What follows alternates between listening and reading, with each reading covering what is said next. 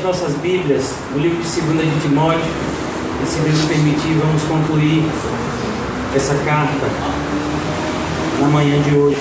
Já estamos estudando ela há algumas semanas e os irmãos já estão acostumados com as quartas-feiras pela manhã que nós estamos passeando por toda a Bíblia. Estamos agora nas chamadas cartas pastorais, onde o apóstolo Paulo escreve 2 cartas a Timóteo, uma a Tito, mostrando a esses jovens pastores como eles deveriam pastorear o rebanho de Deus. Mais especificamente, irmãos, aqui no final da segunda carta que Paulo escreveu a Timóteo, na semana passada nós paramos no capítulo 4, versículo 6, e hoje nós vamos retomar a partir do capítulo 4, versículo 7. Obrigado, irmão. E aqui nessa parte final, eu intitulei a mensagem de como permanecer firme até o fim. É isso que Paulo está ensinando aqui a Timóteo. Como permanecer firme até o fim em um mundo que se torna cada vez mais perverso com os cristãos. Em um mundo que cada vez mais rejeitará a mensagem de Cristo. E para que nós não nos enganemos, irmãos, é importante que nós entendamos o contexto dessa carta. Os irmãos já sabem, eu já falei nos outros encontros, mas eu vou relembrar rapidamente na manhã de hoje. O apóstolo Paulo está preso. Essa não é a sua primeira prisão. A prisão que nós lemos no livro de Atos foi uma prisão muito mais branda, aonde foi concedida ao apóstolo Paulo o direito de alugar uma casa às suas custas e de ficar em uma espécie de prisão domiciliar. Dessa primeira prisão, Paulo teria sido solto, e Paulo fez ainda mais 1 ou 2 viagens missionárias. Mas essa prisão que 2 de Timóteo se refere é a segunda e última prisão de Paulo. Quando no ano 64 depois de Cristo houve um grande incêndio em Roma, o imperador Nero culpou os cristãos por aquele incêndio. Então todos os cristãos começaram a ser procurados pelo Império Romano, acusados de terrorismo. E então eles eram presos e mortos se não negassem a Cristo. E nessa perseguição sangrenta e insana que foi colocada pelo imperador Nero, um dos alvos principais de Nero se tornou o apóstolo Paulo, que era uma das principais vozes do cristianismo naquela época. Então o apóstolo Paulo foi preso, ele está numa masmorra agora, não estava mais naquela prisão domiciliar, mas agora estava em uma masmorra romana, um lugar extremamente insalubre, onde os seus companheiros eram ratos, baratas, e ele era extremamente maltratado. Das prisões romanas, as pessoas ou morriam de enfermidades lá mesmo, por conta dos maus tratos, ou saíam de lá para o martírio, como foi o caso do apóstolo Paulo, que teria sido decapitado em Roma pouco depois dessa sua segunda prisão. Mas nessa sua segunda prisão, ele ainda tem tempo de escrever essa sua última carta, e ele endereça essa carta ao seu filho na fé, que é Timóteo. E o que nós vamos ler aqui hoje são exatamente as últimas palavras do apóstolo Paulo. As últimas palavras do apóstolo Paulo, os conselhos que ele deixou para o seu filho e para nós que de alguma forma somos também filhos na fé de Paulo, porque fomos e somos extremamente abençoados com os escritos que o Deus usou Paulo para deixar para nós. Então, aqui no versículo 6, Paulo já diz: eu estou sendo derramado como uma oferta de bebida. Em algumas traduções diz que eu estou sendo derramado como libação. Libação era uma oferta de bebida. Normalmente você fazia um sacrifício e você derramava algum tipo de bebida. Podia ser, normalmente era o óleo que você derramava sobre o sacrifício, e aquilo era chamado de oferta de libação. E o apóstolo Paulo está dizendo: eu já estou sendo oferecido. O apóstolo Paulo, diferentemente da sua prisão, que ele tinha no seu coração que seria solto, agora ele sabe que não vai ser solto. Ele sabe que ele só vai sair daquela prisão diretamente para o céu. Mas isso não trazia qualquer tipo de temor ao coração do apóstolo Paulo, pois na sua primeira prisão, ele escreveu a carta aos Filipenses, e ele diz naquela carta que o viver é Cristo e que o morrer é lucro. Então o apóstolo Paulo, muitas vezes, ele estava pesaroso pela vida daqueles filhos na fé que ele iria deixar, mas ele, por outro lado, estava extremamente contente, pois agora ele iria se encontrar face a face com o seu Salvador. Então o apóstolo Paulo diz: meu filho Timóteo, não crie qualquer falsa expectativa em relação à minha soltura. Nós cristãos, irmãos, muitas vezes somos levados a nos entregar a um engano. Um grande exemplo disso é que muitas vezes nós vamos até uma ala do hospital, aonde lá estão os pacientes terminais, pessoas que, segundo a medicina, têm pouco tempo de vida. E é comum que nós venhamos a olhar para essas pessoas e dizer frases como: irmão, fique firme, Deus vai te tirar daqui, Deus vai te dar uma segunda oportunidade, Deus vai curar a sua saúde. Irmão, Deus pode não curar a saúde dele, não. Você pode estar se encontrando com aquela pessoa pela última vez. O irmão José, ele conheceu uma menininha que estava fazendo tratamento contra o câncer. Ele conheceu a sua tia, e foi através dessa menininha e da tia que ele conheceu o NASCE, e que hoje nós estamos fazendo uma visita ao NASCE. Foi feita a primeira visita, nós estamos organizando a segunda, nesse mês de fevereiro. E o apóstolo, o nosso irmão João, o irmão José, ele se propôs se encontrar com essa menina e sua tia em uma outra semana para evangelizá-lo. E quando ele tinha preparado tudo, quando ele chegou e ligou para a tia, a menininha já tinha falecido. Sabe, irmãos, a morte é uma realidade da vida. Não adianta a gente criar essas expectativas: fulano está para morrer, não, mas eu creio que Deus vai restaurar a vida dele, não, mas eu creio que Deus vai dar mais 10 anos de vida. Por que você crê nisso? Baseado em quê? Qual é a sua base para crer nisso? Sabe, nós cristãos não criamos falsas expectativas. Nós sabemos que se Deus quiser restaurar a saúde, Ele pode, mas Deus não vai restaurar a saúde de todo mundo. Não é propósito de Deus curar a todos.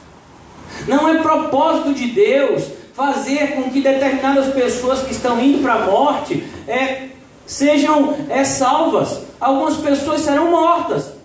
Tantas milhares de pessoas são mortas diariamente por conta de serem cristãos. Uma associação cristã fez uma pesquisa que hoje, em 2018, essa pesquisa foi em 2017, mas cerca de 400 cristãos morrem todos os dias vítimas de perseguição. Deus não vai livrar alguns cristãos hoje. Essas pessoas vão morrer. Mas eu quero te dizer que isso não é uma má notícia. Eles estão indo para onde? Para o céu. A Bíblia vai dizer que bem-aventurado é aquele que desde já morre no Senhor. A Bíblia vai dizer que a morte preciosa para o Senhor é a morte dos seus santos, dos seus filhos. Então nós precisamos, irmãos, tomar muito cuidado para que não venhamos a agir como aqueles que não têm esperança. Quando o apóstolo Paulo escreve aos Tessalonicenses, justamente falando a respeito desse tema, a morte, tinham muitos cristãos em Tessalônica que estavam extremamente entristecidos porque alguns haviam morrido, e o apóstolo Paulo diz: parem com isso. Nós não podemos agir como aqueles que não têm esperança. Nós sabemos para onde estão indo aqueles nossos irmãos e irmãs que desde já morrem no Senhor. Eles estão indo para o paraíso, eles estão indo se encontrar com Cristo, eles estão indo para um lugar que é infinitamente melhor do que o lugar que nós estamos agora. Então o apóstolo Paulo, ele mostra isso para Timóteo. Timóteo, para com bobagem, Timóteo. Está na hora de amadurecer. Está na hora de entender que a morte faz parte da vida. Está na hora de entender que eu e você temos um propósito aqui nessa terra, e quando cumprido esse propósito, o Senhor irá nos levar para Ele. Nós vemos isso, por exemplo, em Gênesis capítulo 5. Milhares de anos antes de Jesus vir à terra, esse propósito de Deus em relação à vida dos seus eleitos já estava estabelecido. Enoque andou com Deus por 365 anos, mas chegou uma hora que Deus o tomou para si. Por quê? Porque Enoque havia cumprido o seu propósito sobre a terra. Nós vimos isso na figura do profeta Elias. Elias andou durante muito tempo com Deus, o Deus em que ele servia fielmente. Mas teve um momento que Deus arrebatou Elias para si. Nós temos um propósito a cumprir aqui na terra, por isso que eu e você ainda estamos respirando nessa manhã. É verdade. Deus não nos deu a respiração, meu amado irmão, para que a gente venha usufruir da vida. Não, Deus está me mantendo vivo para que eu vá para a praia. Deus está me mantendo vivo para que eu venha me regalar com as coisas dessa terra. Não, Deus nos mantém vivos enquanto Ele tem um propósito nas nossas vidas. E nós precisamos estar atentos para isso, porque uma vez que esse propósito é cumprido, nós descansaremos das nossas cargas e nos reuniremos com Cristo no céu, que é infinitamente melhor do que está aqui. Por mais que eu e você tenhamos algum tipo de receio em relação à morte, isso é normal, mas nós precisamos entender que a morte para o cristão significa se encontrar com Cristo. E isso é infinitamente melhor do que qualquer alegria terrena que nós possamos receber. Então aqui o apóstolo Paulo diz isso a Timóteo: está próximo o tempo da minha partida. E é maravilhoso, irmãos, entender o significado da palavra partida. Eu fiz questão de escrever aqui para que eu não me esquecesse. A palavra que Paulo usa aqui no grego é a palavra análisis. Exatamente, a palavra análisis com Y. E essa palavrinha, ela tem alguns significados. Eu separei 3 significados dessa palavrinha no grego. Quando o apóstolo Paulo diz aqui, eu já está próximo da minha partida, essa palavra análise, ela era usada para se referir a alguém quando essa pessoa aliviava a sua carga. É como se você estivesse com uma grande carga nas costas. Digamos aqui, o meu irmão, ele foi ajudar o nosso amado irmão Augusto a construir a casa dele. Augusto está construindo uma casa bem humilde, só tem 3 andares, 17 quartos, 25 banheiros. E ele pediu ajuda de alguns irmãos aqui da igreja. E aí, o nosso amado irmão Antônio vai ajudar, irmão? Vai ajudar, né? Irmão Leandro vai ajudar? Vai ajudar também. Então a gente vai separar alguns irmãos e cada um vai levar um saco de cimento. Quanto é que pesa um saco de cimento? Quanto é? 50 quilos. Vocês conseguem carregar um saco de cimento? Tem gente ali que consegue carregar 2, né, meu filho? Você consegue carregar 2. Então tá levando um saco de cimento. E aí você tá levando aquele saco de cimento por quase 1 quilômetro, sabe? E aquele saco de cimento, à medida que você vai andando, ele vai ficando parecendo mais pesado, né? Aí quando você chegar no lugar que está sendo a construção da casa do nosso amado irmão Augusto, você joga aquele saco de cimento no chão. E o que foi que aconteceu? Você aliviou a carga. E aí você diz, rapaz, eu não tenho mais de 18 anos, o negócio estava pesado. Então essa palavra análise significa também aliviar a carga. Paulo estava dizendo aqui, olha, não é para você chorar pela minha partida não, porque agora eu vou sentir o alívio. A Bíblia diz que no mundo teremos aflições, mas quando o Senhor nos recolhe, nós agora, meu amado irmão, descansaremos das nossas aflições. Agora não tem mais carga para carregar quando a gente estiver no céu. A carga que carregamos é enquanto estamos aqui. Enquanto estamos aqui na terra, nós temos uma cruz para carregar. Mas quando a gente chegar no céu, não há mais carga. Foi o que a gente até estudou ontem aqui em Apocalipse capítulo 7. E não vai haver mais necessidade, não vai haver mais fome, mais sede. O Senhor vai recolher dos nossos olhos toda lágrima. Mas há uma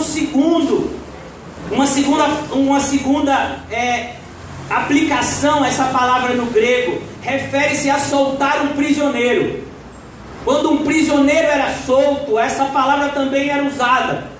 Eu e você, irmãos, estamos aprisionados ao pecado enquanto estamos aqui. Por mais que não sejamos escravos do pecado, nós ainda temos o pecado de perto nos assediando todos os dias, a ponto de nós estarmos em uma guerra interior. Muitas vezes a pessoa pode estar sentada, pode estar com água de coco na mão, pode estar, sabe, com um saco de pipoca na outra mão, né? E ela pode estar de frente para a praia, mas na sua mente há uma guerra entre o espírito e a carne, entre aquilo que a sua carne deseja fazer e aquilo que o espírito já lhe disse que é certo. E aí há uma confusão no nosso ser interior. Nós nos sentimos muitas vezes sobrecarregados com o pecado que tão de perto nos assedia, e combatemos isso insistentemente, mas vai chegar um momento em que nós seremos libertados disso. Nós fomos libertados, irmãos, em Cristo, da condenação do pecado. O pecado agora, ele não mais vai levar o cristão para o inferno, porque o sangue de Jesus já nos purificou. Mas nós ainda não fomos libertos da influência do pecado. É por isso que muitas vezes nós não conseguimos fazer o bem que queremos, porque o pecado de perto nos assedia. Em terceiro lugar, irmãos, a palavra análisis no grego também significa levantar um acampamento e voltar para o lar. Era muito comum na época de Paulo as pessoas acamparem, e é diferente de hoje. Hoje nós temos os meios de transporte que é totalmente diferente da época de Paulo. Então, uma viagem, por exemplo, daqui para a Feira de Santana, que um ônibus faz em 1h30 mais ou menos, não é isso mesmo? Que ele para em algumas cidadezinhas dessa, mais ou menos 1h30, se você for de carro é 1 hora daqui para a Feira de Santana. Uma viagem dessa de 110, 115 quilômetros, na época de Paulo, duraria em média 3 dias. Era comum que as pessoas andassem cerca de 30 a 40 quilômetros por dia, depois elas acampavam. Levantavam um acampamento e depois andavam mais 30 a 40 quilômetros e acampavam de novo. Por quê? Porque só se podia andar enquanto havia luz, a luz solar. E depois eles montavam o acampamento até o outro dia de manhã, quando eles iniciavam a sua jornada. E aqui essa palavra é justamente isso. Quando você levanta o acampamento e parte em direção à casa, aí a palavra análise. Então quando Paulo diz aqui, já estou próximo no tempo da minha partida, ele estava dizendo, eu já estou voltando para casa. Eu estou voltando para casa. A casa do cristão não é aqui no mundo. A casa do cristão é aonde, minha irmã? No céu. É lá que a gente vai morar. É lá que de fato o nosso tabernáculo está. Nós moraremos com Deus e Deus morará conosco por toda a eternidade, como está escrito em Apocalipse capítulo 21.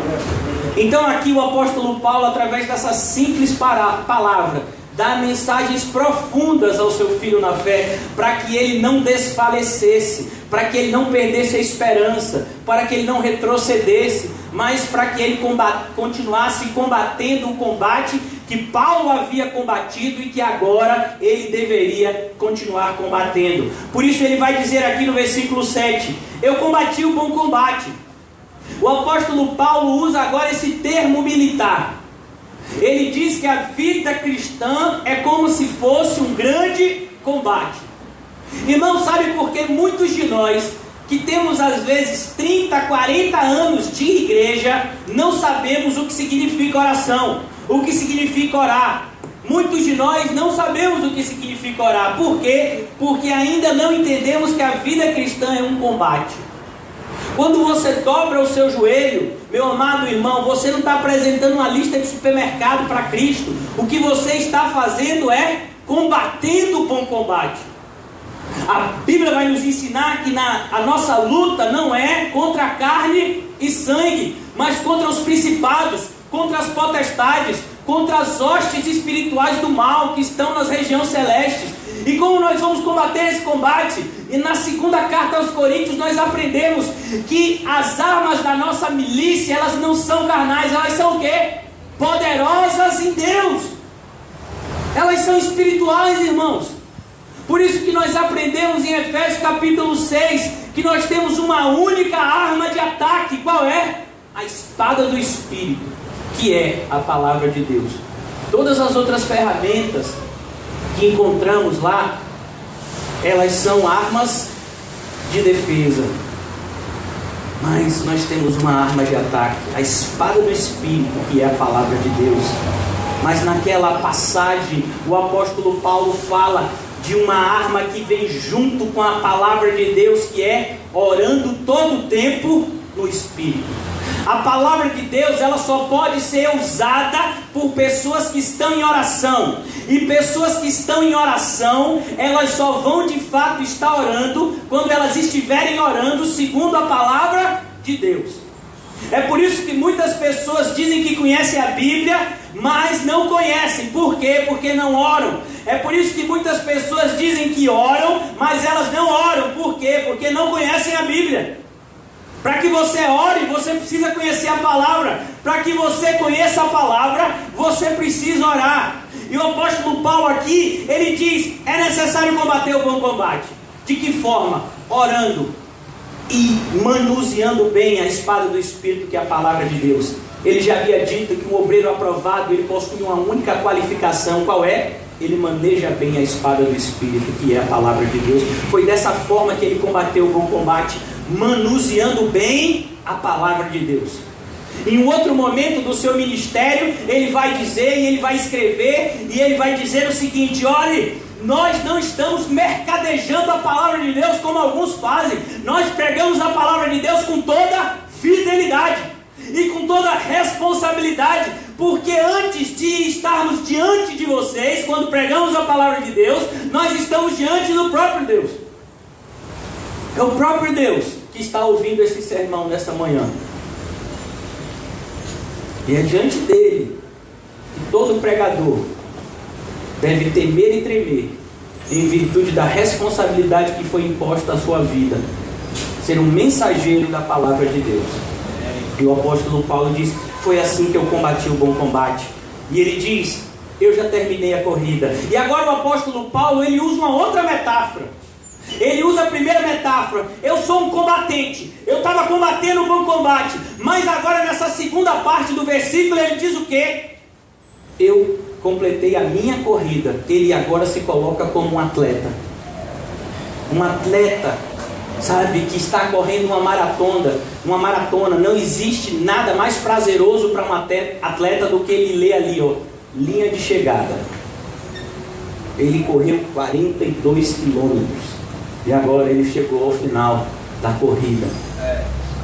E ele sente alívio. É por isso que você vai ver, eu não sei se vocês gostam de esportes, eu particularmente gosto muito de esporte.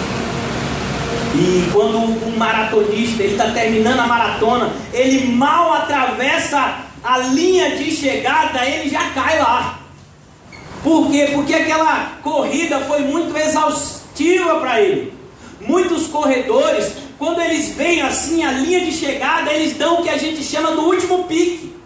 Eles puxam aquele último fôlego e ele faz aquele último esforço. Aí quando ele atravessa a linha de chegada, ele chegou no seu máximo de esforço. E aí ele atravessou aquela linha de chegada, ele bota a mão aqui no joelho. Tem alguns que caem, que desfalecem assim. Mas acabou a corrida, você conseguiu. Em alguns momentos da corrida você pensou em parar. Em alguns momentos da corrida você pensou em desistir. Você pensou em pegar um Uber, em pegar um táxi, em pegar um ônibus. Mas o Senhor te deu força, te deu coragem. O Senhor te deu vergonha na cara para que você não viesse tomar um caminho, de impostor. E aí você concluiu a corrida, você chegou no final. Eu consegui, Senhor, graças a Ti, Senhor. É isso que o apóstolo Paulo diz. Eu não quero que vocês fiquem tristes com a minha partida. Eu consegui completar a jornada que eu tanto queria. Ele diz isso, por exemplo, em Filipenses: uma coisa eu faço, eu deixo para trás as coisas que passaram e eu estou indo em direção ao alvo. Eu não julgo que eu tenho alcançado. Quando ele escreve a carta aos Filipenses, ele diz: eu ainda não cheguei ao final da corrida, ainda falta muito para eu percorrer. Então eu não cheguei, eu não alcancei o final da minha jornada. Eu deixei para trás as coisas que passaram como um corredor. Cada quilômetro que ele consegue superar é deixado o quê? Para trás. E ele tem um alvo. Qual é o alvo? Concluir o percurso que ele se propôs a concluir. Sabe? E ele usa essa metáfora aqui: eu terminei a corrida. Mas o mais importante é essa parte final do versículo: eu fiz tudo isso e eu guardei a fé. Por que essa é a passagem mais importante do versículo? Porque muitos começam, mas poucos terminam com fé. Muitos terminam na igreja, mas não terminam em Cristo. É por isso que algumas pessoas, ao concluírem a sua jornada, eles vão se encontrar com Cristo, não para a sua alegria, mas para seu desespero. Eles concluíram a jornada e de repente, eu não sei se vocês conhecem algo que se chama marcha atlética. Vocês já ouviram falar? É uma prova esportiva aonde o atleta, ele não pode tirar os dois pés do chão. É por isso que é chamado de marcha atlética, porque é como se fosse um andar rápido. E ele anda rápido, muitas vezes ele anda rebolando assim, por quê? Porque ele tem que andar o mais rápido possível e ele tem que manter um dos pés no chão. Se ele tirar os dois pés do chão, o que é que acontece? Ele é desclassificado. E certa feita, um desses, ao completar uma prova extremamente exaustiva de dezenas de quilômetros, ele achou que tinha concluído, mas as pessoas, olhando o vídeo da prova, viram que em um determinado momento da sua caminhada, ele tirou os dois pés do chão. O que aconteceu com ele? Perdeu a medalha, foi desclassificado. Por conta de um momento que ele tirou os dois pés do chão. A toda aquela alegria dele de concluir a carreira se tornou em quê? Em tristeza, desespero e frustração. Tem muitas pessoas que fazem milagre, expulsam demônios, profetizam, ou seja, pregam em nome de Jesus, e naquele dia o Senhor vai dizer: aparta-te de mim, não conheço você. Mas Senhor, eu corri a carreira, eu combati o combate, mas você não guardou a fé. Não adianta combater o combate, não adianta completar a carreira se você não estiver guardando a fé até o fim. Por isso que a Bíblia vai nos dizer que por se multiplicar a maldade, o amor de quase todos se esfriaria, mas aquele que perseverar até o fim, esse é que será salvo. Por isso, irmãos, não adianta você ir viver a sua vida cristã de qualquer jeito. Se você não está dando o seu melhor para Deus, eu espero que isso mude hoje. Porque não adianta você oferecer qualquer coisa para o Senhor, porque o Senhor vai rejeitar. O Senhor vai rejeitar qualquer oferta que não seja a oferta que Ele exige de nós, que é o nosso corpo vivo, santo e agradável a Ele. O Senhor não aceita 99%. O Senhor diz: renuncie a tudo. Só então tome a sua cruz e depois me siga. Porque se você não fizer isso, você não pode ser meu discípulo. Você não vai poder combater o bom combate. Você não vai poder correr a carreira. Você não vai completar com fé. E aqui, irmãos, ele continua: agora me está reservada a coroa da justiça. E essa palavra coroa também é bastante significativa. A coroa que Paulo fala aqui não é a coroa de rei, mas é a coroa que recebia os vencedores da maratona, os vencedores da prova olímpica. Eles recebiam uma coroa, que era chamado muitas vezes de Stéphanos, que é aquela coroa da vitória. Aquele que venceu, ele recebe a coroa. E o apóstolo Paulo diz aqui: eu combati o bom combate, eu terminei a minha corrida, eu guardei a fé, e agora já está me reservada a coroa da justiça. Irmãos, me perdoe usar tantas analogias relacionadas ao esporte, mas é porque a própria carta, ela nos aponta para isso. Eu não sei se vocês já assistiram a Olimpíadas. Alguns de vocês já assistiram a Olimpíada? E você já viu que na Olimpíada, quando termina a prova, os atletas, eles não são premiados imediatamente. Você já observou isso? Depois que termina a prova, há toda uma preparação para o quê? Para a premiação. Você coloca lá o palco, e aí tem a bandeira, né, daquele que ficou no primeiro lugar. Vai tocar o hino nacional só toca do país, daquele que tirou em primeiro lugar. E lá nas provas, né, aqui olímpicas, você tem primeiro, segundo, terceiro lugar. E tem toda uma preparação para aquele momento auge, que é o quê? A premiação. Onde os atletas muitas vezes eles trocam a roupa. Normalmente eles não são premiados com a roupa que eles competiram. Eles trocam a roupa e eles sobem naquele palcozinho ali, e aí vem uma pessoa assim, tipo o irmão João, assim, uma pessoa bem importante, né? Não é qualquer orelha seca que vai premiar, tem que ser normalmente aqueles importantes, fulano de tal, ministro disso, ministro daquilo, é que vem para coroar. Aí ele vem com um buquê normalmente de flor, né? E às vezes tem um bonequinho, que é o bonequinho da Olimpíada, e finalmente tem o quê? A medalha. Aí o atleta se abaixa assim, aí vem a pessoa, bota a medalha, o atleta pega a medalha, alguns dão uma mordida, outros beijam, né? Então, aquilo dali é a premiação. E o apóstolo Paulo diz assim: eu estou completando a minha corrida e daqui a pouco está chegando a minha premiação. Daqui a pouco eu vou completar a corrida, eu vou receber a minha premiação. Sabe? Há uma recompensa indizível para mim e para você naquele grande dia. Um autor puritano, ele já dizia a frase que o céu pagará qualquer prejuízo que a gente tem aqui na terra.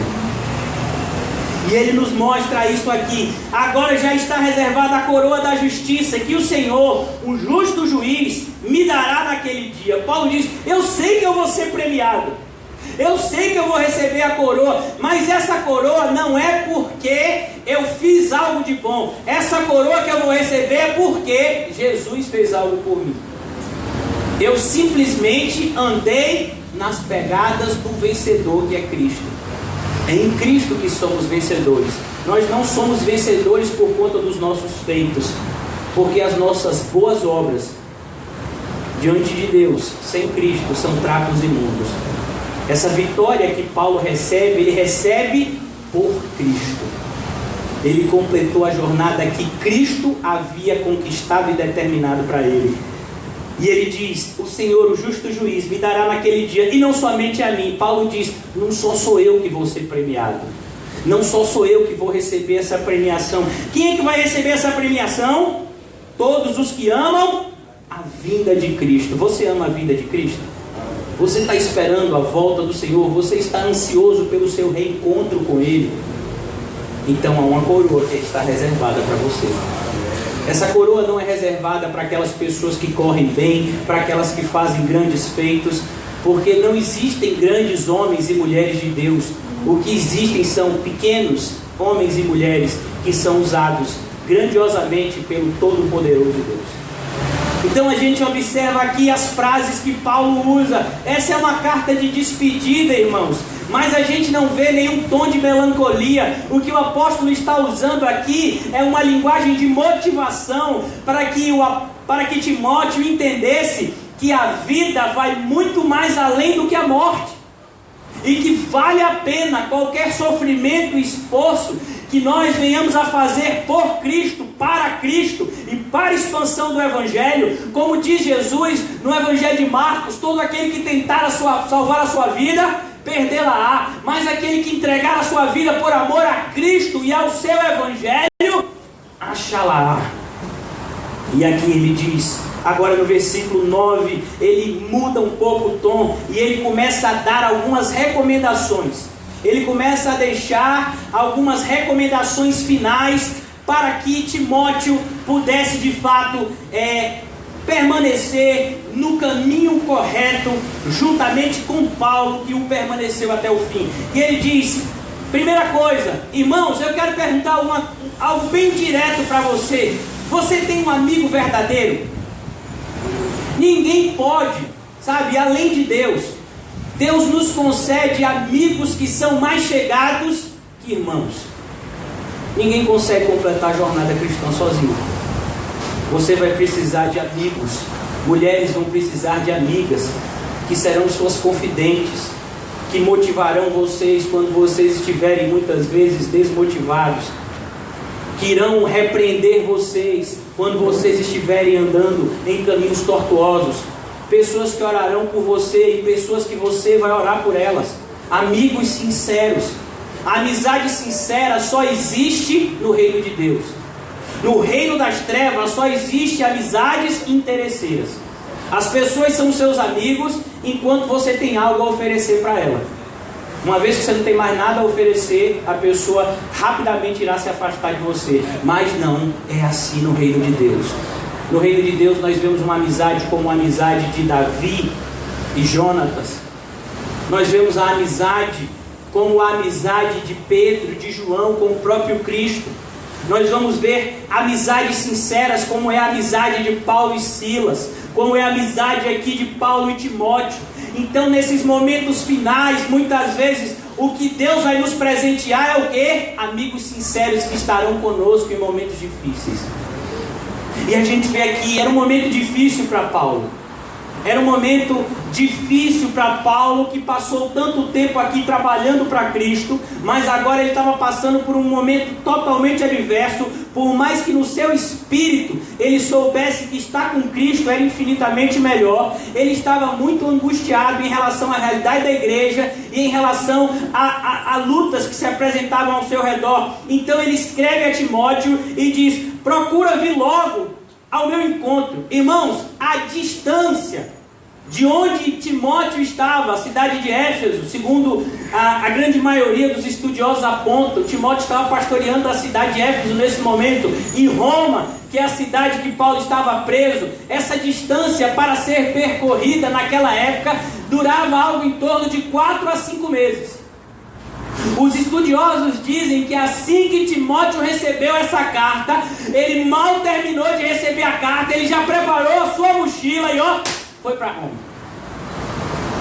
Porque ele sabia que havia uma grande possibilidade que, se ele demorasse, talvez ele chegasse lá e Paulo não tivesse mais vivo. E Paulo pede para ele. Paulo havia dito ali: eu sei que a minha partida está próxima, mas ele não sabia quando. Ele não sabia se era daqui a um mês, se era daqui a 2, 3, 4, 5 meses. Paulo não sabia ainda. Ele sabia que a partida estava próxima. Ele sabia que ele não mais sairia daquela prisão para pregar o evangelho como ele fez na sua primeira prisão. Mas ele sabia que a sua partida estava próxima. E ele pede que Timóteo venha ter com ele. E aí ele vai dizer por quê. Por mais que você tenha amigos sinceros na caminhada cristã, você precisa se preparar para as frustrações, para as decepções, para as traições. Pessoas que aparentemente eram seus amigos vão se revelar como inimigos.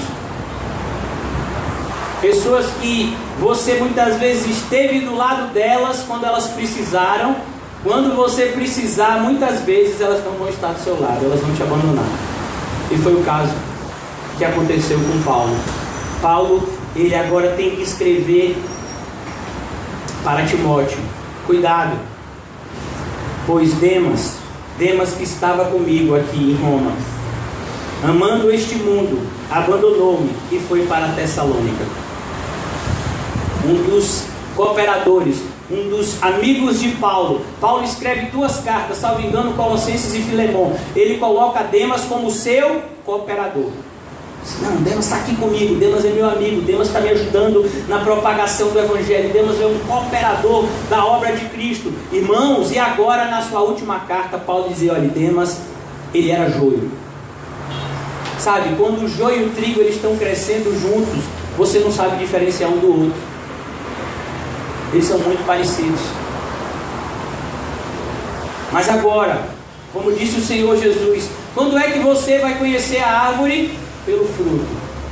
Algumas árvores demoram para dar o fruto, mas quando elas dão o fruto, a gente sabe que árvore é aquela. E Demas agora mostrou através do seu fruto que a traição, o abandono, a falta do amor, que ele não fazia parte da boa árvore, porque a boa árvore dá o bom fruto. Demas amando o mundo. Não tem como você amar o mundo, irmãos, e combater o bom combate. Não tem como você amar o mundo e amar Cristo. Não tem como você amar o mundo e amar as pessoas como você ama a si mesmo. Não tem como você amar o mundo e amar a Deus acima de todas as coisas. Em algum momento, se você ama o mundo, isso vai ficar comprovado através da sua atitude. Muitas pessoas conseguem se disfarçar de crente por anos, até que eles demonstram de forma clara que eles amam o mundo. Foi o caso de Demas. E ele vai dizer aqui: olha, Crescente foi para a Galácia e Tito para a Dalmácia. Ele não diz que Crescente e que Tito haviam abandonado ele, mas ele diz que Crescente e Tito haviam ido em direção ao ministério que era dado a eles. Sabe, irmãos, nós temos uma obra a fazer. Você vai ver, por exemplo, que Paulo vai dizer: olha, eu fui para determinado lugar e deixei determinada pessoa doente em determinado lugar. Por quê? Porque não é porque uma pessoa está doente, não é porque uma pessoa está presa que a gente vai parar de pregar e que a gente vai viver em função daquela pessoa. O apóstolo Paulo não exigia isso das pessoas. O apóstolo Paulo não queria ser mimado.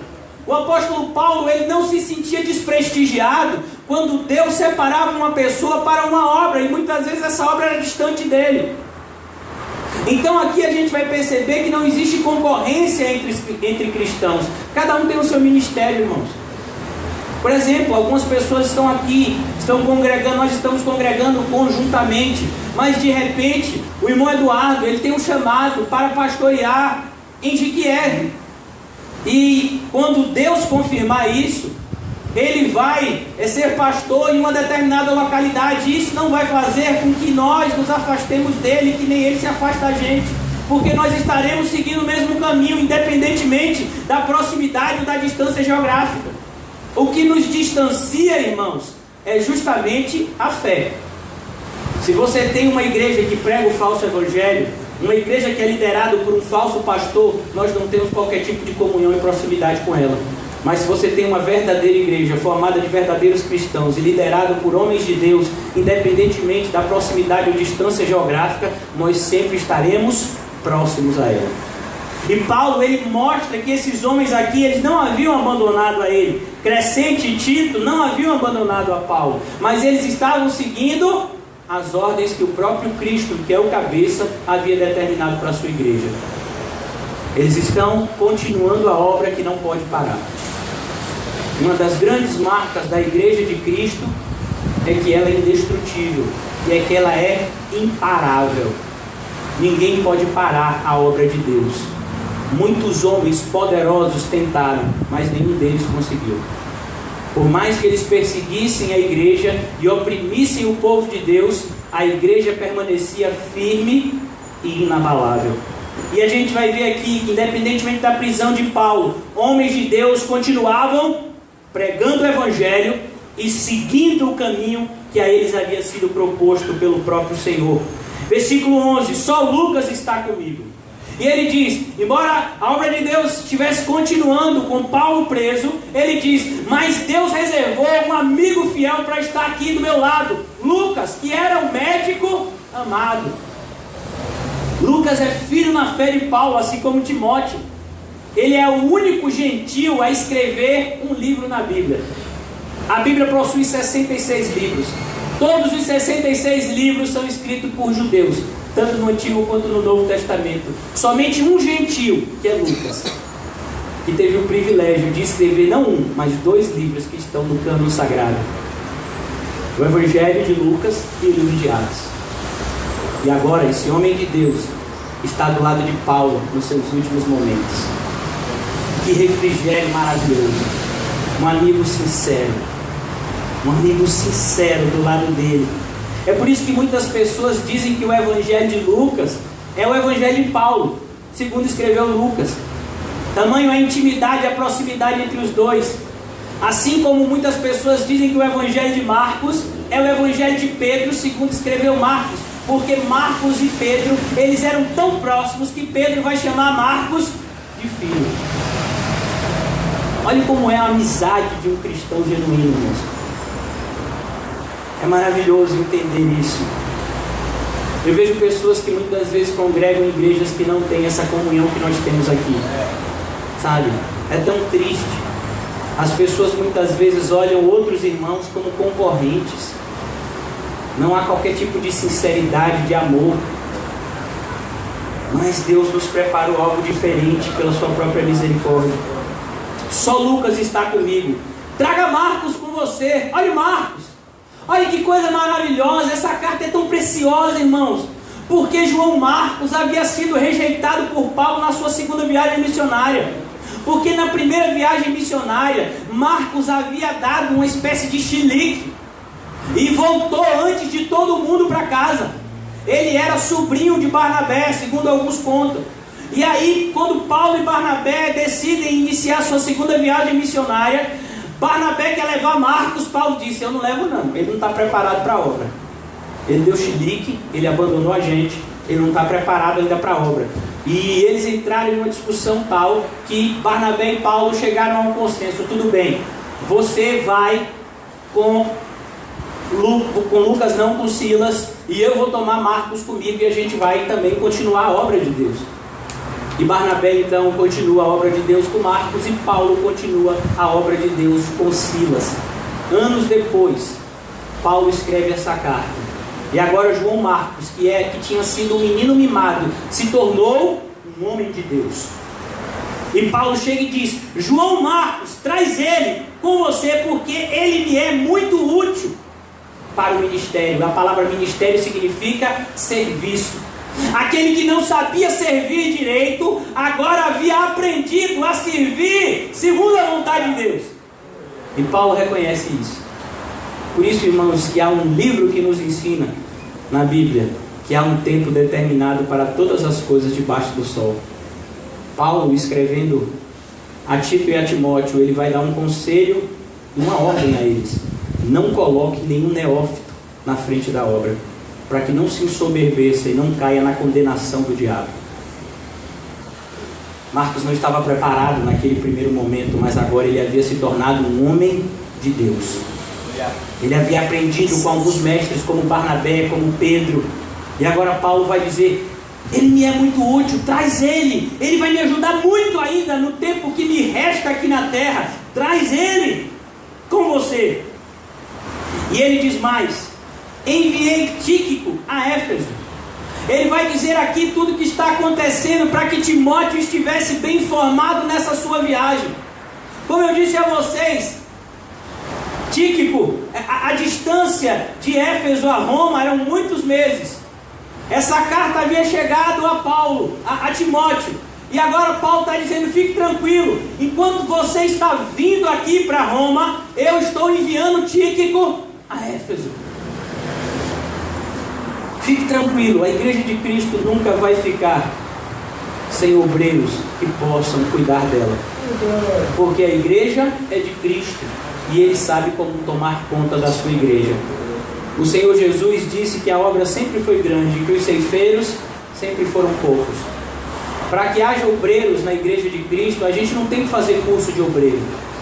A gente não tem que sair ungindo, como alguns dizem, à torto e à direito, pessoas completamente despreparadas e desqualificadas para a obra, porque está precisando sanar algum tipo de brecha ou algum tipo de posição. Não. É o próprio Deus que vai trazer os seus obreiros. A Bíblia diz: ore para o dono da seara, para que ele envie ceifeiros para a sua seara. É Ele que envia os ceifeiros, não somos nós que produzimos ceifeiros. Faculdades de teologia não produzem homens de Deus. Cursos de obreiro em igrejas não produzem homens de Deus. Quem produz homens de Deus é somente um, que é Deus, que os separa e os designa segundo a sua vontade. E aqui a gente vai ver, quando você vier, Paulo tinha certeza que a sua ordem em relação a Timóteo seria obedecida. Paulo não diz: ó Timóteo, se você vier. Por quê? Porque entre pai e filho, entre amigos e irmãos na fé, há uma coisa que se chama confiança. Eu sei que se eu precisar do meu irmão João, ele vai me ajudar. Eu não vou dizer: ah, se o irmão João me ajudar. Não, eu sei que se eu falar alguma coisa, ele sabe que eu estou falando isso não da parte de homens, mas da parte de Deus, e ele vai se esforçar para me ajudar. Era essa mesma confiança que Paulo tinha em Timóteo. Ele disse no começo: procure vir ao meu encontro. E aqui ele já diz: quando você vier. Ele não diz se você vier, como se fosse uma escolha, Timóteo ir ou não visitar Paulo. Não, Paulo sabia que o seu pedido seria recebido como uma ordem. Deve haver respeito, irmão, na igreja. Quando nós estamos sendo pastoreados, Você deve ter respeito pelo seu pastor, se de fato ele é um homem de Deus. Se ele tem ensinado a você a palavra de Deus, cuidado, porque quando Deus usa um homem de Deus para falar a sua palavra, é o próprio Deus falando. Eu não estou falando de falsos mestres pregando heresias. Quando um falso mestre pregar uma heresia para você, corra para bem longe dele. Eu estou falando de homens de Deus pregando a palavra de Deus. E Paulo fazia isso, segundo a vontade de Deus. Por isso ele diz: quando você vier, traga a capa que deixei na casa de Carpo. Olhe para isso, irmãos. O apóstolo Paulo está terminando a sua vida e ele não tem um cobertor para se cobrir. Enquanto que tem muitas pessoas que se dizem pastores e moram em mansões. Se dizem pastores e estão preocupados em ter umas férias na Europa. Uma vez eu vi um artigo que a vontade que eu tinha era rasgar, só não rasguei porque eu li no computador, não tinha como rasgar. Que dizia assim: 10 motivos para que o pastor aproveite bem as suas férias. Não sei se vocês já viram esse artigo, né? Se não viram, glória a Deus pela sua vida. Meu irmão, as minhas férias é no céu. A sua também. É lá que a gente vai gozar as nossas férias. Aqui, por alguns instantes, o Senhor pode nos conceder momentos de refrigério, quando Ele mesmo entender que nós estamos cansados.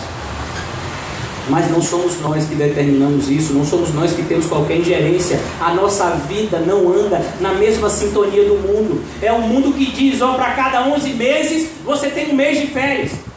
Para cada 6 dias de trabalho, você tem um dia de folga. Onde é que está isso? Está na CLT. Nós não somos regidos pela CLT, pelas leis trabalhistas. Nós somos regidos pelas leis de Deus. E é o próprio Deus que nos direciona. Por isso tome muito cuidado se você tem abraçado ideias que são de homens e que não são de Deus. Paulo, ele está no final do seu ministério, um homem idoso, um homem sofrido, um homem cheio de cicatrizes no seu corpo, e um homem pobre. Tão pobre que ele não tinha um lençol para se cobrir. Mas ele diz: eu tinha um lençol, mas quando eu saí lá da casa de Carpo, eu deixei com ele em Troade. E Troade, muito provavelmente, era caminho entre Éfeso e Roma. E ele diz: eu sei que você vai passar lá em Troade, então passa lá na casa de Carpo e pega essa capa para mim, porque está tendo inverno aqui em Roma e eu estou sentindo muito frio. Olha que coisa, irmãos. E hoje em dia a gente vive uma atmosfera de que os homens espirituais de Deus são aqueles que vestem ternos caríssimos. São aqueles que estão, vivendo de forma como se fosse um rei aqui na terra, como se fosse um príncipe aqui na terra. Quando um dos maiores homens de Deus que já existiram, no final da sua vida, ele não tinha uma capa para se cobrir. O ministério de Paulo, do ponto de vista humano, seria um ministério o quê? Derrotado. Paulo era o quê? Um fracassado. Pregou. Um monte de gente abandona ele está preso e ainda está necessitado, tem ninguém para acudir ele lá na prisão. Ele está pedindo uma capa que ele deixou na casa de Carpo. Rapaz, que homem é esse, rapaz? Um dos maiores homens de Deus que já andaram pela face da terra. O único do Novo Testamento, com exceção do apóstolo João, que escreveu o livro do Apocalipse, que foi levado ao terceiro céu e que viu coisas indizíveis. Ele foi tão abençoado espiritualmente que ele não sentiu falta das necessidades materiais que ele teve que passar. Por isso tome muito cuidado. Se você tem vontade de ser rico, eu não vou dizer que você trabalhe como alguns irresponsáveis dizem. Eu vou dizer: tome vergonha na cara e se converta. Porque você não foi chamado para buscar riquezas. Você foi chamado para buscar o reino de Deus e a sua justiça. Se você tem ganho, se você tem ganhado algum tipo de provento, não use isso para se presentear, mas use isso para ajudar pessoas que têm muito menos que você e para que a palavra de Deus se propague. O apóstolo Paulo vai dizer, por exemplo, em Romanos capítulo 10: é necessário que o evangelho de Deus seja pregado, pois como clamarão a respeito de quem nada ouviram, como ouvirão se não há quem pregue, como pregarão se não forem enviados. Ele está dizendo isso porque ele contava com a oferta de Roma para que ele fosse enviado para a Espanha, quando ele escreve aquela carta aos romanos.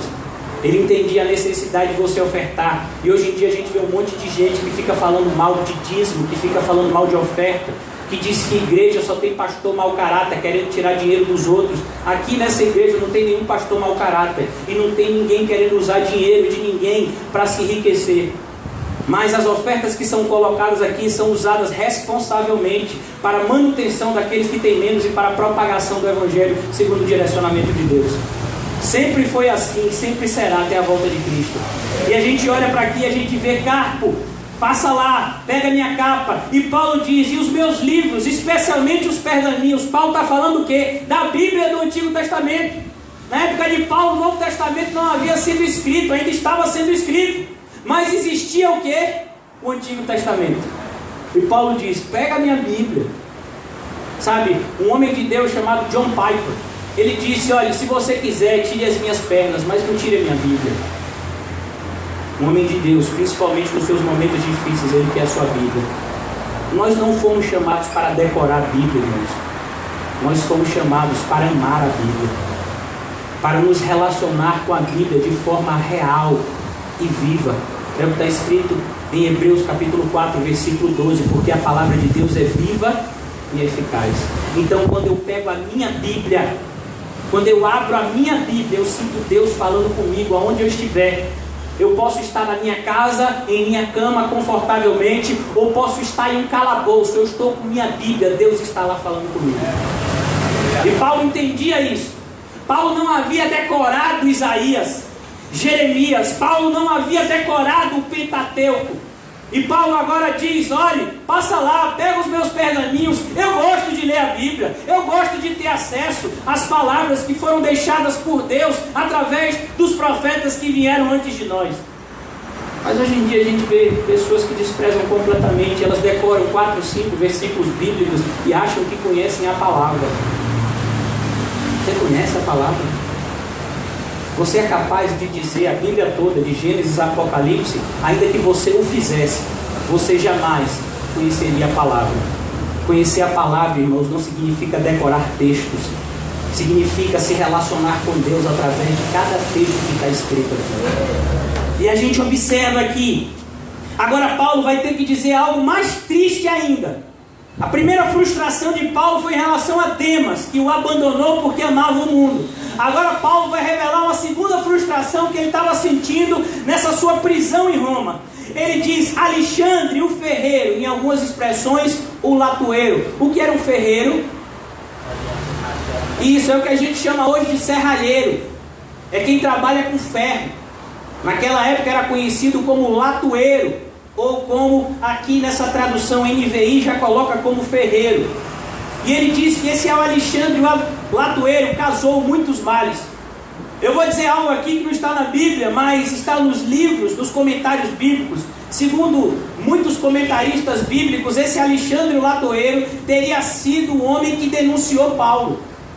Se lembra vocês que Paulo começou a ser perseguido depois que houve o incêndio de Roma?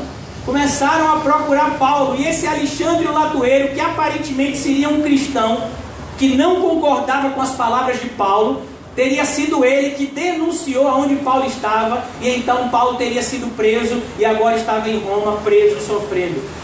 Por isso que ele vai dizer, Alexandre o latoeiro causou-me muitos males. Independentemente de ter sido Alexandre o latoeiro ou não, aquele que denunciou a Paulo, Paulo diz que de alguma forma esse homem causou muitos males a ele. Pessoas que você tenta fazer o bem, muitas vezes serão esses que irão fazer o mal para você. Você está preparado para isso? Para amar essas pessoas? Se você não está disposto a ser rejeitado, maltratado e odiado, não se atreva a entregar um panfleto. Por que você vai entregar um panfleto? Você ama as pessoas que vão te odiar porque você está fazendo isso? Se você não está preparado para amar os que te odeiam, você não pode evangelizar ainda. Peça a Deus que coloque no coração, com esse amor no seu peito, aí sim, cumpra a obra de um evangelista, que é levar o evangelho para aqueles que podem e muito provavelmente irão nos odiar e rejeitar. E aqui a gente vai ver, Alexandre o ferreiro causou-me muitos males. O Senhor lhe dará retribuição pelo que ele fez. Paulo entendia que não era Paulo que deveria se vingar, não era Timóteo que deveria se vingar, a igreja não deveria se vingar de Alexandre o latoeiro, era Deus que iria dar a retribuição a ele naquele grande dia, se ele não se arrependesse e se voltasse a Cristo em sinceridade. Os falsos mestres, os falsos crentes, aqueles que rejeitam o Evangelho, eles estão debaixo da ira de Deus. Eles não precisam da minha e da sua ira. Eles estão carentes da minha e da sua compaixão. Porque a ira de Deus está sobre eles. Nós aprendemos de forma muito clara com Cristo: todo aquele que crê e for batizado será, e quem não crê já está condenado. Então você não precisa condenar ele, você não precisa amaldiçoar ele, ele já está condenado. E Paulo deixa isso bem claro. Previna-se contra ele. Paulo diz: olha, muito provavelmente nessa viagem de Timóteo até Paulo, ele iria passar em um determinado lugar que Alexandre o Latueiro residia, ou tinha qualquer interferência nesse lugar. Ele diz: olha, cuidado com ele, previna-se contra ele, porque se opôs fortemente às nossas palavras. Quem era Alexandre o Latueiro? Um cristão que não se concordava com as palavras de Deus. Hoje está assim. Você pega uma pessoa e você explica a Bíblia, a pessoa chega e diz, ela olha para você e fica assim. Quando o culto termina, ela chama 4 ou 5 e diz: rapaz, eu não concordei com aquilo que o pastor falou. Eu não concordei, eu acho que esse pastor aí, ele não é homem de Deus, sabe? Eu não aprendi desse jeito. Então assim, não concordo com o que ele falou. Algumas pessoas até são mais ostensivas, né? Levantam a mão, se levantam, vão debater. E esse Alexandre Latueiro muito provavelmente era dessa classe de pessoas.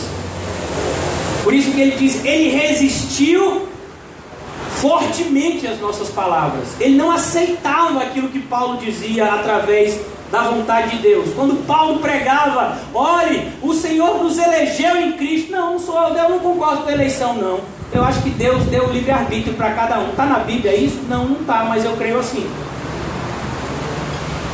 Olhe, a Bíblia vai dizer que aquele que prega o Evangelho, viva do Evangelho. Alexandre Latueiro diz: não, esses pastores são tudo vagabundo.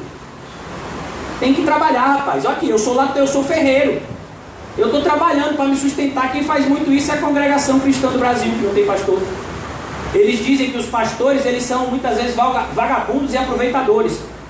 Quando a igreja sustenta um pastor, muito provavelmente o pastor é um mau caráter que está se aproveitando da igreja. Não é isso que a Bíblia diz. A Bíblia diz: aquele que prega o Evangelho, viva do Evangelho. A Bíblia vai dizer em Gálatas 6, se você tem sido participante das coisas espirituais, é justo que você divida as coisas materiais com aquele que tem lhe apresentado a palavra de Deus. Mas essas pessoas, elas resistem fortemente às palavras de Deus. O que é que ele diz em relação a essas pessoas? Previna-se. O que significa prevenir-se? Significa tomar cuidado. A gente está vivendo, por exemplo, uma época da chamada febre amarela, onde está tendo um risco de ter um surto de febre amarela. Ainda não está tendo surto, mas há o risco de haver uma grande surto dessa doença. E qual é a prevenção? As pessoas de risco vão até os postos de saúde e tomam a vacina. Você está vacinado contra as heresias? Sabe? Muitos aqui não estão. Muitos estão ouvindo aqui a palavra de Deus, estão vendo explicações da palavra de Deus, mas vai chegar um falso mestre que vai engabelar ele com 4 ou 5 palavras persuasivas. Vacine-se, irmãos. Previna-se contra aqueles que rejeitam fortemente as palavras da Bíblia. Se você não concorda com algo que está escrito na Bíblia, quem tem que mudar é você e não a Bíblia. Hoje a gente encontra um monte de pessoas que mudam as interpretações bíblicas segundo o seu bel prazer e para a sua própria destruição. Tome muito cuidado, porque a mesma Bíblia, que é uma rocha de sustento para alguns, vai ser pedra de tropeço para outros. Cuidado com as suas interpretações, porque muito provavelmente, se as suas interpretações não são de acordo com a sã doutrina, você está sendo enganado por algum tipo de influência demoníaca. É o que está escrito na primeira carta que Paulo escreve a Timóteo. Timóteo, toma cuidado, meu filho, porque nos últimos tempos muitos apostatarão da fé. Como? Como é que eles apostatam da fé? Porque muitos dão as costas para a fé genuína, por ouvirem a doutrinas de demônios. Doutrinas que são pregadas por enganadores. O próprio apóstolo Pedro, ao escrever uma das suas cartas, diz: porque assim como surgiu no nosso meio falsos profetas, surgirão no meio da igreja falsos mestres, que tentarão introduzir dissimuladamente o que, João? Heresias destruidoras. Toda heresia é destruidora. Não existe heresia que não seja destruidora. Irmãos, você já viu algo chamado TNT? TNT, irmãos, é algo que se usa para fazer bombas. Sabe, você pega um pedacinho, parece com Durepox. Alguém já viu Durepox? Né? Você junta dois negocinhos para você colar plástico, essas coisas, usa, né, Durepox.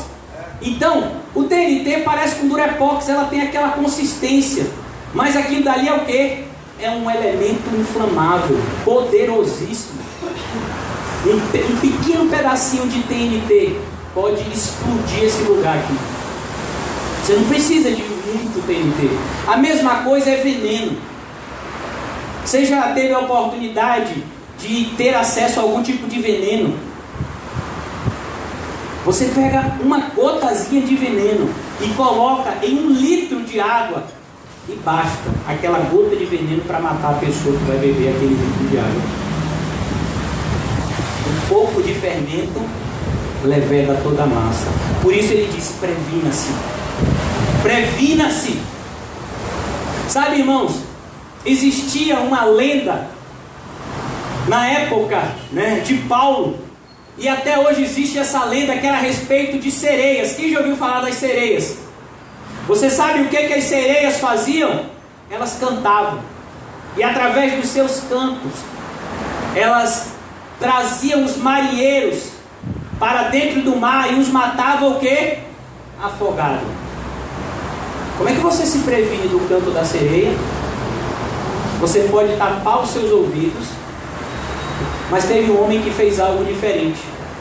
Foge a ideia, foge a minha memória o nome desse herói mitológico. Essa história faz parte da mitologia grega. Eu não sei se era Orfeu, foi algum desses aí. Aonde ele, quando passando por essa ilha que tinha sereias que encantavam as pessoas e matavam as pessoas, o que é que ele fez? Ele tinha uma harpa, e aí ele cantou mais alto que elas, de tal forma que o som delas não conseguiu chegar aos seus ouvidos. O que a gente vai fazer? Como é que a gente vai se prevenir contra as falsas doutrinas? Conhecendo e pregando as verdadeiras. Só assim a gente se previne delas. Conheça a sã doutrina de tal forma que você vai estar prevenido contra qualquer pessoa que se aproxime de você com a falsa doutrina. Porque a falsa doutrina é como o canto da sereia. É agradável, mas vai levar você à morte. Por isso a gente observa aqui: tome cuidado com esse homem, previna-se contra ele, porque ele se opôs fortemente às nossas palavras.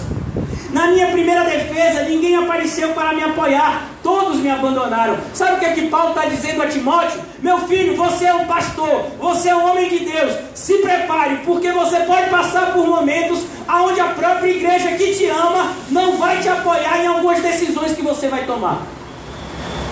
O pastor não foi chamado para ser popular, ele foi chamado para ser fiel.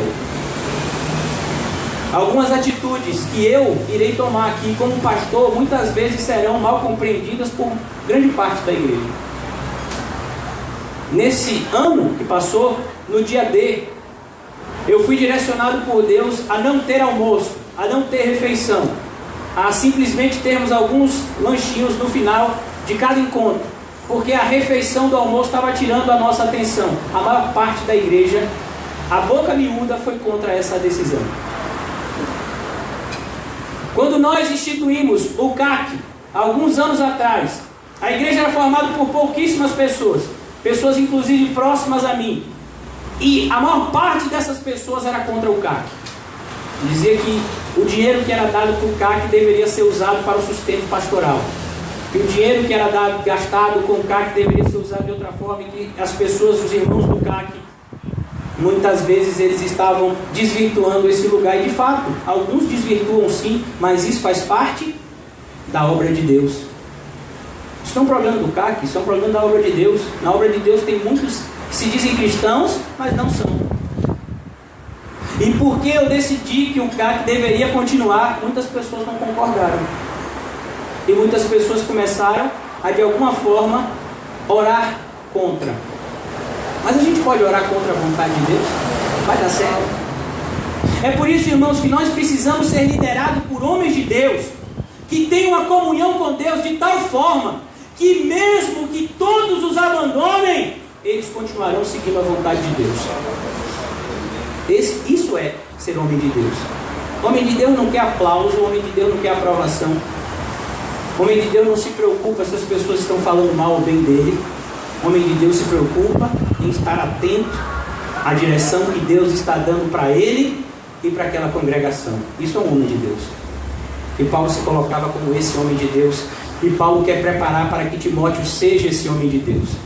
Por isso que Paulo, ele fez questão. Na minha primeira defesa, ninguém apareceu para me apoiar. As pessoas ficaram com medo. Todos me abandonaram.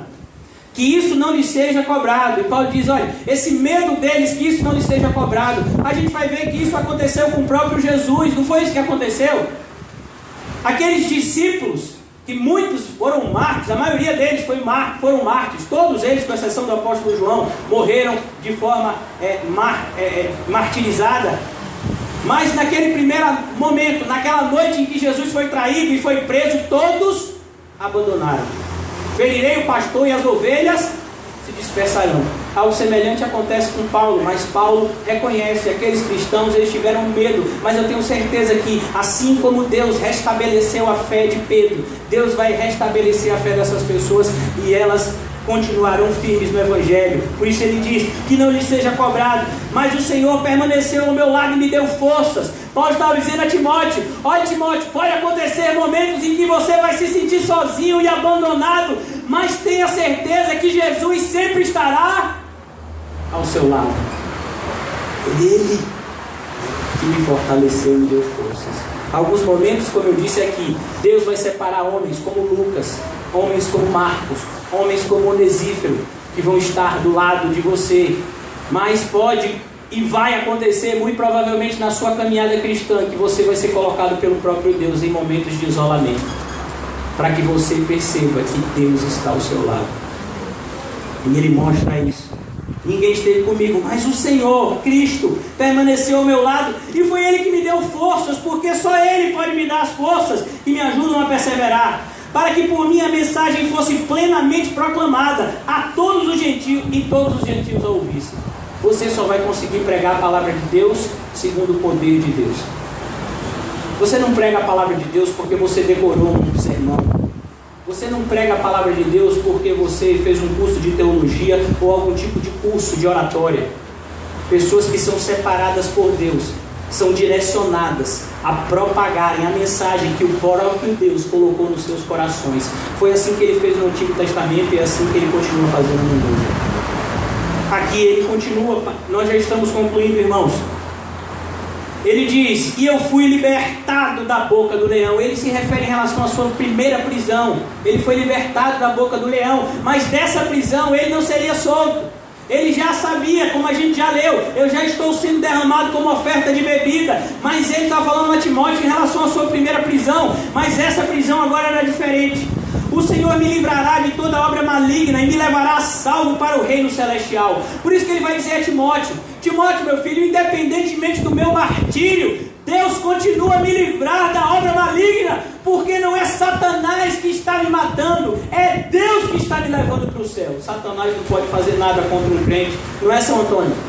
Satanás não pode matar a gente. É só Deus que dá a vida e que tira a vida, amém? Deus está no controle de tudo, de tudo. Sabe, é por isso que a gente precisa se abraçar a essa verdade. Deus está no controle, Deus está no controle, Deus está no controle, Deus está no controle. E você precisa repetir isso, principalmente nos momentos difíceis. Deus está no controle, Lígia Priscila, Ele está no controle. É também para bichinha suportar minha voz, meu filho. Eu também, se fosse igual a você, estava chorando, porque é difícil demais. Aqui a gente observa, o Senhor me livrará de toda obra maligna. Irmãos, o que está acontecendo na sua vida, se for uma doença, se é uma perseguição, se é falta de dinheiro, isso não é demônio não, é Deus purificando você. Para com misticismo. Para de ficar entrando nessa conversa desses hereges, dessas falsas igrejas que querem dizer que tudo é demônio. A Bíblia diz que já não há nenhuma maldição àqueles que estão em Cristo Jesus. A Bíblia vai dizer em 1 de João que todo aquele que é de Deus, Deus o guarda, o diabo não lhe toca. Será que vocês nunca leram a Bíblia? Então, quando algo de ruim acontece na vida do cristão, é o próprio Deus fazendo com que todas as coisas cooperem para o bem daqueles que amam a Deus, que foram chamados segundo o seu propósito. Independente de Deus usar um demônio para nos tocar, como ele fez com Paulo, um mensageiro de Satanás, e a esbofetear, ele faz isso para o nosso bem. Mesmo quando o próprio Satanás tocou na vida de Jó, ele fez isso debaixo da autorização de Deus e para o bem de Jó, porque Jó vai dizer no final do seu livro: eu conhecia Deus de ouvir falar, porém agora os meus olhos contemplam a Deus. Que coisa maravilhosa! Entenda isso. Deus está no controle. Ele sempre nos livrou e Ele continuará nos livrando de toda má obra. Satanás é e sempre foi e sempre será um derrotado por Cristo, não por nós. Não acho que você pode pisar na cabeça de Satanás, porque isso não é você e eu que fazemos. Se você tentar fazer isso, talvez você saia correndo desnudo como os 7 filhos de Seva. Nós não fomos chamados a enfrentar os demônios. Nós fomos chamados a nos sujeitar a Deus, a resistir aos ataques, na certeza de que Ele fugirá de nós, porque verá em nós a presença de Cristo. Satanás não tem medo de mim e de você. Ele tem medo de Cristo, se Cristo habita em nós. Por isso a gente observa que Paulo tinha certeza de que aquela sua morte não era um momento de dor e tristeza, mas era um momento de regozijo e alegria, porque nessa sua morte ele estava sendo levado para onde? Para o reino celestial, aonde ele já tinha sido levado antes, no corpo ou fora do corpo, Deus é que sabe. Ele tinha sido levado lá e ele diz: rapaz, o que eu vi lá, o negócio é bom demais, rapaz, que coisa boa, e finalmente eu vou chegar lá. Agora ele conclui: a ele quem, irmãos? A Cristo, toda a honra, toda a glória, todo o louvor e toda a exaltação, porque dele, por ele e para ele são todas as coisas. Irmãos, na igreja não tem espaço para nenhum homem trazer qualquer tipo de mérito para si. A glória é sempre de Deus. A glória é sempre de Deus. A glória é sempre de Cristo, de usar vasos de barro como nós. Pessoas imprestáveis, pessoas incapazes, mas através de um poder indizível, imensurável, Ele usa nós que somos os seus pequeninos para a sua glória. Por isso Ele diz: a Ele, não a mim, a Ele seja a glória para todos sempre. Amém. Sabe o que Ele está dizendo para Timóteo? Ele está dizendo: Timóteo, eu vou morrer, meu filho. Talvez você chegue aqui e eu já esteja morto, mas eu quero te dizer que o Cristo que esteve comigo me protegendo vai estar protegendo você também. Perguntaram ao pastor Josemar Bessa se ele tinha, sabe, a mesma coragem de Paulo. Ele diz: eu não tenho a mesma coragem de Paulo, mas eu tenho o mesmo Jesus de Paulo. E quando eu precisar passar por coisas parecidas com Paulo, esse Jesus irá me ajudar. Sabe, essa é verdade. É isso que Paulo está ensinando a Timóteo. Eu não sou melhor do que você não, Timóteo. A gente tem mania de idolatrar pessoas. Então a gente vê de repente algumas pessoas sendo usadas tremendamente por Cristo e a gente começa a se tornar dependente dessas pessoas. É como, por exemplo, se o nosso amado irmão Quinho, ele chegou em um determinado lugar chamado Nasce, e ele orou sobre algumas pessoas, e no outro mês, quando a gente foi visitar, as pessoas que ele orou estavam todas curadas, instantaneamente. E aí na terceira visita, Quinho não foi. As pessoas: essa visita não vai ser legal, Quinho não veio, quem veio foi Dudu. Não pode. Eu queria que Quinho viesse. Irmãos, deixa eu lhe dizer uma coisa: é Jesus que faz a obra, e Ele usa quem Ele quer, do jeito que Ele quer, como Ele quer. Muitas pessoas: a igreja vai ser tão ruim agora, a gente não tem Paulo mais, Paulo foi para o céu. É tão bom na época que a gente tinha Paulo, né? Paulo trazia aqueles sermões, Paulo era usado tremendamente por Deus. Paulo dizia: eu não sou nada, é Jesus Cristo que é tudo. O mesmo Cristo que usou homens no passado, Ele continua usando homens no presente. para que a sua obra seja feita e o seu evangelho seja propagado aos 4 cantos do mundo, até aquele grande dia, onde ele recolherá todo o seu povo. Por isso, tome cuidado, porque o meu e o seu coração são uma fábrica de Deus. Nós não idolatramos pessoas, nós amamos a Cristo e sabemos que Cristo usa pessoas, mas a glória não é das pessoas, a glória é de Cristo. Paulo agora dá as suas saudações finais. Ele diz: saudações a Priscila e Áquila. Olha, irmãos, esse casal, poucos casais foram tão presentes no ministério de Paulo. Eles eram do mesmo ofício de Paulo. Paulo, antes de se converter, ele era fazedor de tendas. E teve uma época que ele esteve em Corinto, que o pessoal de Corinto não ajudou Paulo. Devia ser o pessoal que era ligado à congregação cristã do Brasil. E Paulo não pediu nenhum tipo de oferta a Corinto, mas o pessoal de Filipos, que era crente, enviou a oferta para Paulo. E quando a oferta chegou, o que foi que Paulo fez? Parou de trabalhar. Porque os homens de Deus foram chamados para um ofício, que é pregar a palavra de Deus. Isso é muito mais importante do que qualquer outra coisa. Em alguns momentos, em virtude da infantilidade ou mesmo da incredulidade de alguns cristãos, os homens de Deus precisarão trabalhar. Mas quando cristãos verdadeiros entendem que a obra de Deus precisa ser feita, e entende o chamado de Deus na vida de alguns homens, e se compadecem e ajudam esses homens a continuarem pregando a obra de Deus, eles então fazem a obra de Deus desimpedidamente. Priscila e Áquila ajudaram Paulo, não só Paulo, ajudaram outro homem de Deus chamado Apolo.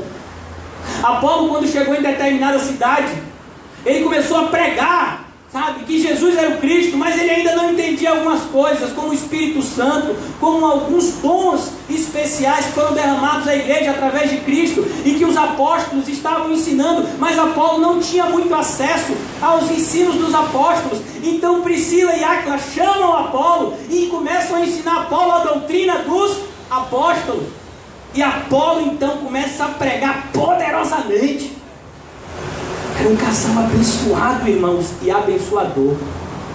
Sabe, imagine quando o Roque se converter, né? Quando o Chu se converter, quando, né, o amado esposo da nossa amada irmã aqui se converter. Sabe, essas pessoas farão a obra de Deus juntas, Priscila e Áquila. Sabe, e a gente vê aqui, é a única vez que a gente vai ver o nome da esposa na frente do marido, porque o que tudo indica, Priscila tinha um ministério muito mais ativo do que o seu próprio esposo. Isso não significa que as mulheres não têm uma obra a se fazer. Há muita obra para as mulheres fazer. Elas não vão liderar a igreja, mas elas vão fazer muitas obras para a glória de Deus. Pois foi assim que Deus escolheu que tanto homens e mulheres, através da sua graça, o servissem e o glorificassem. E ele diz: saudações a Priscila e a Áquila e a casa de Onesíforo. Pense no camarada que eu quero conhecer no céu, Onesíforo. Onesíforo era gente boa demais.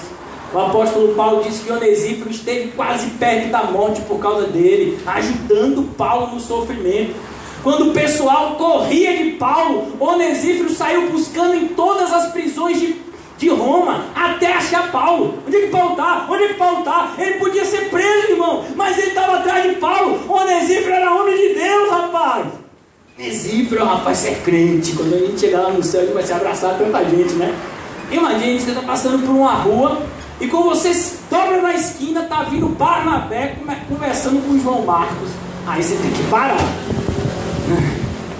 Ô, rapaz, vamos conversar um pouquinho aqui, vamos trocar uma conversa. Eu sei que o meu cristianismo não chega perto do seu, mas assim, vamos conversar um pouco aqui. Tem tantos homens de Deus. É por isso que a Bíblia nos aponta para isso. Quando está faltando motivação para a gente olha para os homens de Deus que andaram antes de nós, e a gente começa a ver o mesmo Cristo que os fortaleceu, é o mesmo Cristo que nos fortalecerá. O mesmo Cristo que fortaleceu Onesíforo é o mesmo Cristo que vai fortalecer a mim e a você nos momentos decisivos da nossa vida. Aleluia. E ele diz aqui: Erasto permaneceu em Corinto. Olha, Erasto, esse homem também é bom mestre, estava lá em Corinto, liderando uma igreja que, rapaz, pense numa igreja difícil de pastorear a igreja de Corinto. Recebeu 2 cartas. Se você ler as cartas que Paulo escreveu a Corinto, você vai dizer, coitado de Erasto. Coitado do bicho, mas ele estava lá, homem de Deus. Erasto permaneceu em Corinto. Olha, ele usou o verbo permaneceu, porque ele já devia ter vontade de sair de lá. Mas ele permaneceu, ele ficou lá porque foi o próprio Deus que o colocou, e ele não vai sair de lá fora do direcionamento de Deus. Erasto permaneceu em Corinto, mas deixei Trófimo doente em Mileto. Olha, Paulo, você é um sem coração. Paulo, você é um homem tão poderoso, por que você não curou? Por que você não levou Trófimo na igreja mundial para o apóstolo Valdomiro ungir Trófimo para ele ser curado? Não é não, minha irmã? Esse Paulo não era só sem poder, mas Paulo também não tinha fé. Ele devia ter levado, não era não? Olha lá, a igreja mundial, vai vir um congresso aí, ou então levava para uma dessas cruzadas do R.R. Soares, que diz que também cura, né? Agora Paulo não levou, rapaz. Dá para R.R. Soares orar e curar. Outro dia eu estava Benirrinha aí, Paulo não levou ele para Benirrinha, rapaz. Esse Paulo é gente ruim, viu? Deixou o coitado de Trófimo doente em Mileto. Meu irmão, a doença faz parte da vida, sabe? Você está com dor de cabeça? Eu também tenho. Eu estou usando aqui, ó, joelheiras, tensores, porque eu tenho fortes dores no meu joelho. Alguns irmãos na hora do louvor ficam sentados. Vocês estão com dor no joelho? É? Porque se você está sentado por preguiça, cuidado, porque Deus pode cobrar isso de você. O momento do louvor é o momento da gente reverenciar a Deus. Então a gente tem que tomar cuidado, irmão. Sabe, a doença faz parte. Você tem que glorificar a Deus tanto na saúde quanto na doença. Você não tem que vir para a igreja só quando você está saudável. Você vem para a igreja quando você está doente também, faz parte. A gente glorifica a Deus tanto na saúde quanto na doença. A gente glorifica muito mais a Deus vindo para a igreja doente do que vindo para a igreja saudável. Porque vir para a igreja de forma saudável, até os ímpios veem. Mas vir para a igreja em momentos que você deveria muitas vezes estar em casa, mas você vem porque você sabe que se encontrar com Deus é algo maravilhoso, que vai produzir transformação na sua vida. Isso glorifica a Deus. A gente observa aqui, Trófimo ficou doente em Mileto, mas ele não ficou sem Jesus. Jesus estava com Paulo? Estava. Jesus estava com Trófimo também. Jesus está com a gente aqui, mas Jesus está com os nossos irmãos que estão no hospital também. Não é a nossa presença, irmãos, que vai curar as pessoas, mas é Cristo que irá consolá-las quando elas precisarem. E a gente precisa saber disso.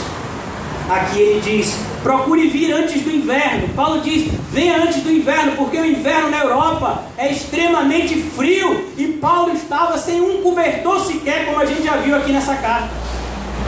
Olhe, adiante aí, procure vir antes do inverno.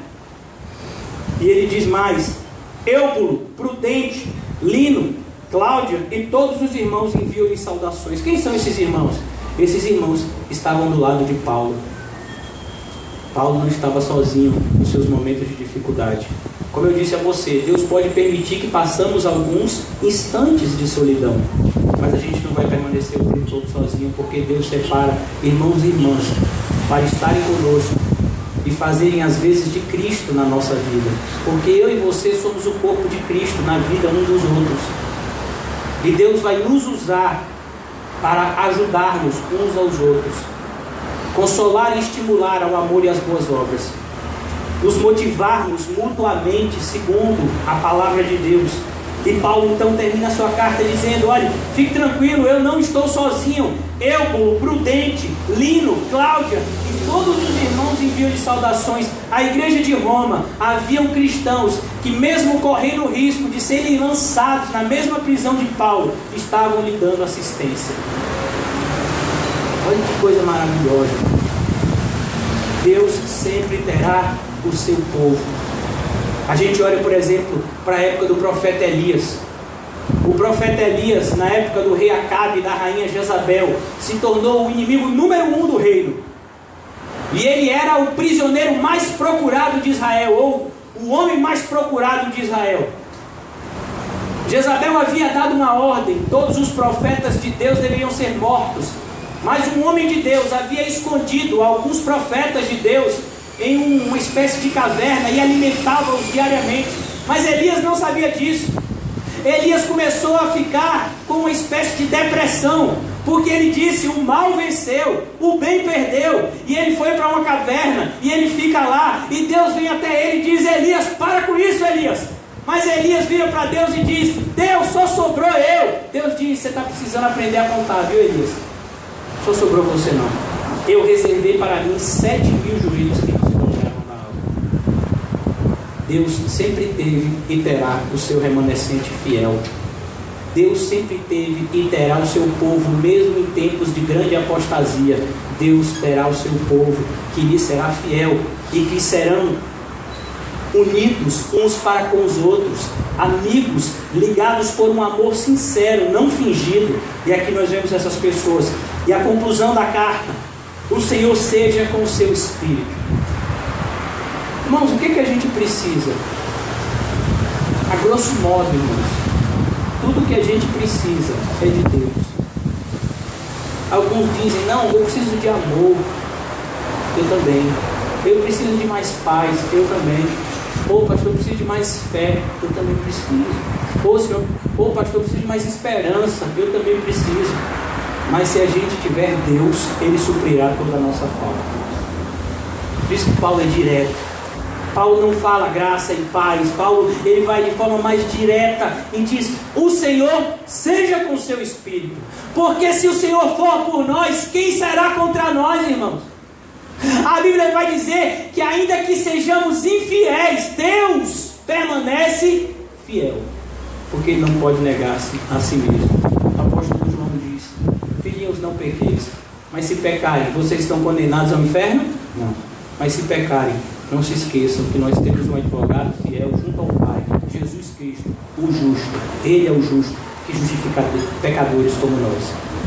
Na primeira carta, Paulo escreveu a Timóteo e diz: fiel essa palavra, e digna de toda aceitação, que Jesus Cristo veio ao mundo salvar pecadores, dos quais eu sou o principal. E agora ele conclui essa carta ao seu filho na fé, dizendo: olha, Timóteo, eu desejo uma única coisa para você, que o Senhor seja com o seu espírito.